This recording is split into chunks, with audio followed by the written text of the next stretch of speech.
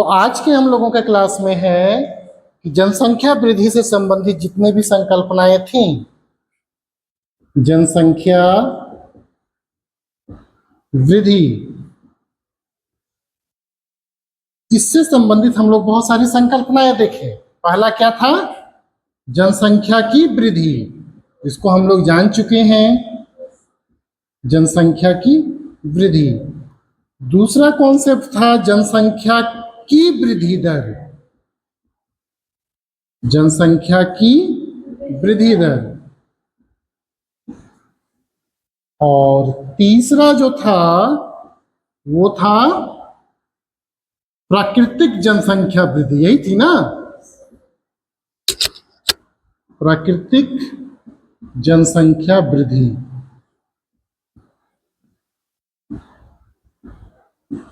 अगला है वास्तविक जनसंख्या वृद्धि।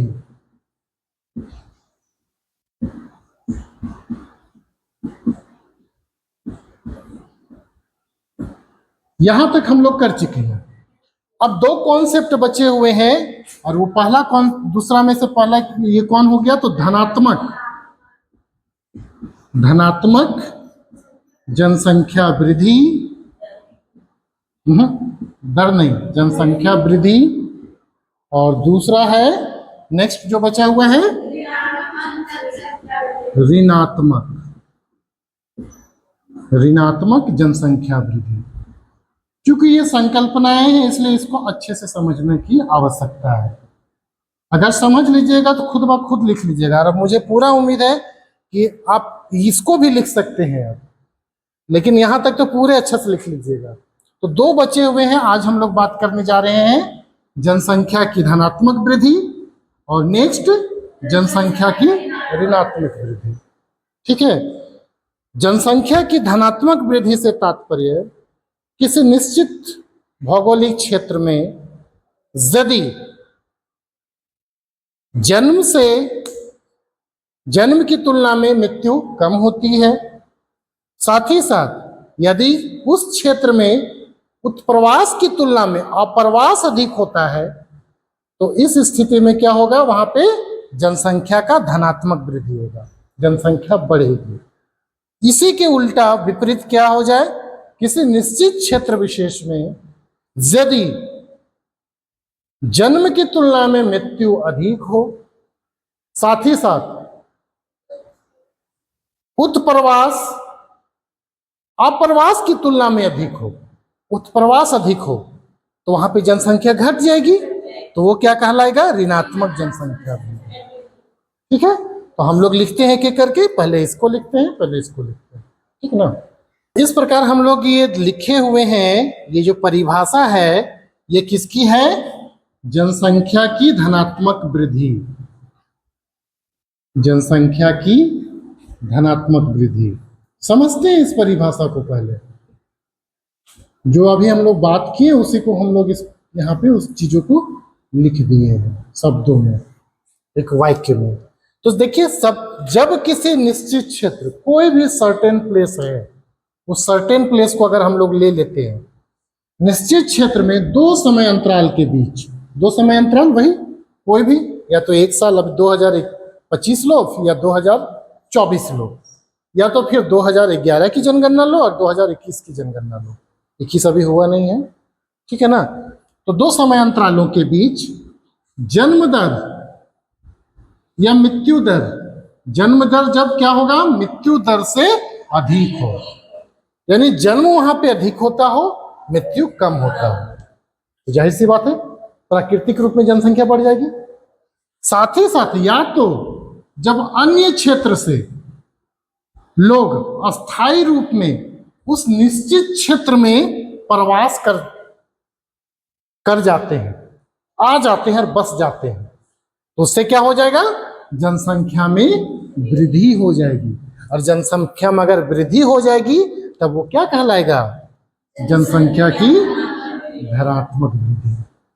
नहीं तो सामान्य रूप से एकदम एक लैंग्वेज में पढ़ने का, जब किसी निश्चित क्षेत्र में दो समय अंतरालों के बीच जन्म दर मृत्यु दर से अधिक हो, या तो फिर अन्य क्षेत्र से लोग अस्थायी रूप से उस निश्चित क्षेत्र में आकर प्रवास कर जाते हैं तो उसको हम लोग जनसंख्या में वृद्धि होने से जनसंख्या की धनात्मक वृद्धि कहते हैं।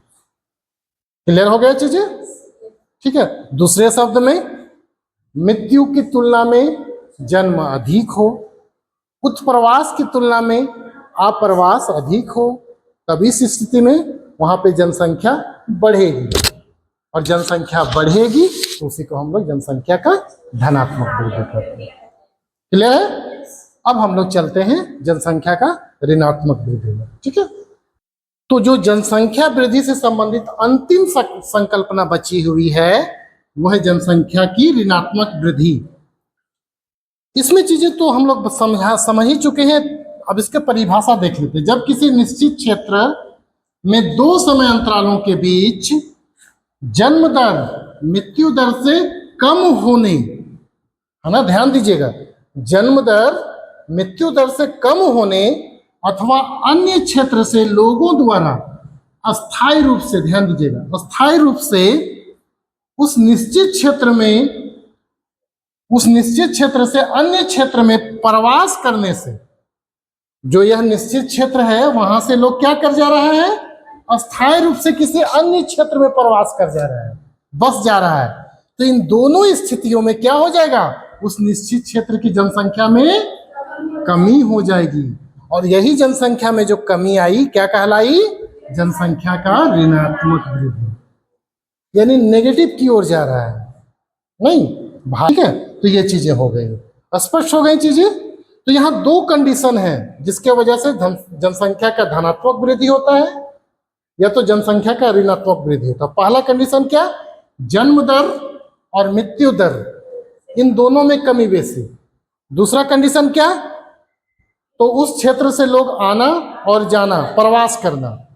तो प्रवास और जन्म मृत्यु ये दोनों इफेक्टिव होता है इन दोनों के लिए। तो क्लियर हो गई चीजें, इसको स्पष्ट आप लोग लिख ही लिए होंगे। तो इस प्रकार हम लोग देखें कि जनसंख्या की जितनी वृद्धि से संबंधित जितनी संकल्पनाएं थी उन सभी संकल्पनाओं को लगभग हम लोग कंप्लीट कर लिए। पहला संकल्पना क्या था, जनसंख्या की वृद्धि। दूसरा जनसंख्या की वृद्धि दर। तीसरा प्राकृतिक जनसंख्या वृद्धि। चौथा वास्तविक जनसंख्या वृद्धि। पांचवा धनात्मक जनसंख्या वृद्धि और छठा ऋणात्मक जनसंख्या वृद्धि।